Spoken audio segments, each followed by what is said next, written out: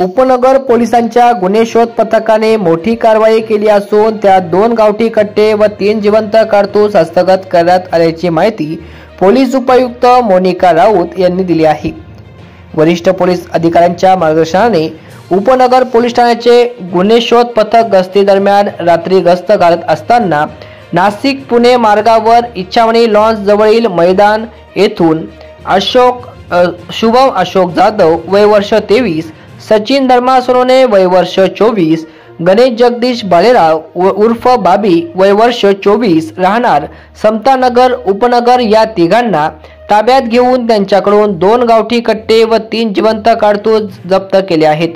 सदरची कारवाई नाशिक शहर पोलीस आयुक्त संदीप कर्णिक, उपायुक्त मोनिका राऊत, सहाय्यक पोलीस आयुक्त डॉक्टर सचिन बारी, उपनगर पोलीस ठाण्याचे वरिष्ठ पोलीस निरीक्षक जितेंद्र सपकाळे, पोलीस निरीक्षक बाळासाहेब दुकळे यांच्या मार्गदर्शनाखाली सहाय्यक पोलीस निरीक्षक सचिन चौधरी, हवालदार विनोद लखन, गुंड इम्रान शेख, जयंत शिंदे, अनिल शिंदे, सूरज गवडी, पंकज करपे, राहुल जगताप, सौरभ लोंढे यांनी यशस्वीरित्या पार पडली।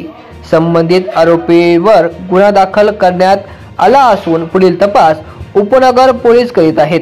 प्रबंधभूमी महाराष्ट्र न्यूजसाठी प्रकाश बागोल, नाशिक। परिमंडळ 2 हद्दीतील उपनगर पोलीस स्टेशन या पोलीस स्टेशन मध्ये आम्रपाली झोपडपट्टीच्या जवळ काल अवैधरित्या अग्निशस्त्र वापरत असल्याची या ठिकाणी माहिती मिळाली। काही लोक त्या ठिकाणी ताब्यात घेतलेली आहेत। आमचे डीबीचे अधिकारी आणि कर्मचारी हे पेट्रोलिंग करत असताना त्यांना गोपनीय माहिती मिळाली की काही लोक हे आम्रपाली झोपडपट्टीच्या जवळ अवैधरित्या देशी कट्टे हातात बाळगून आहेत। मग त्या ठिकाणी सापळा रचून एकूण 3 आरोपींना आम्ही ताब्यात घेतलेला आहे।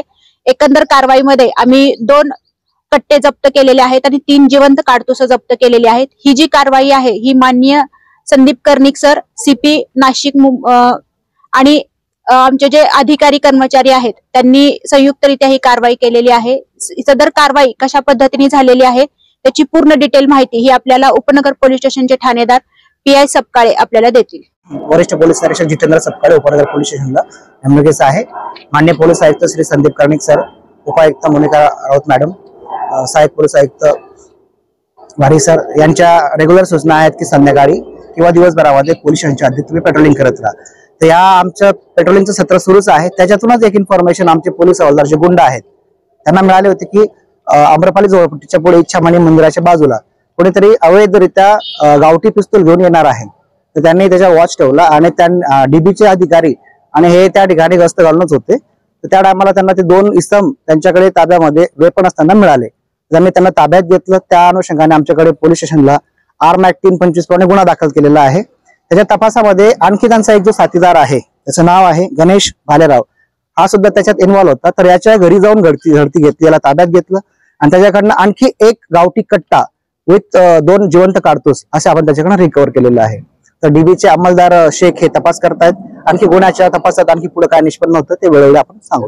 उद्दिष्ट काय होतं? सध्या तपास आपण 1 दिवस पोलीस कस्टडीमध्ये त्यांच्याकडनं आणखी 1 पिस्तूल आणि 2 राऊंड हस्तगत केलेले आहे।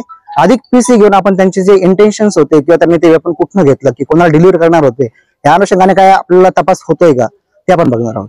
काही रेकॉर्डवरचे गुन्हेगार आहेत त्यातला जो आहे शुभम जाधव हा रेकॉर्डवरचा गुन्हेगार आहे। तसाही तपास आपण करत आहोत।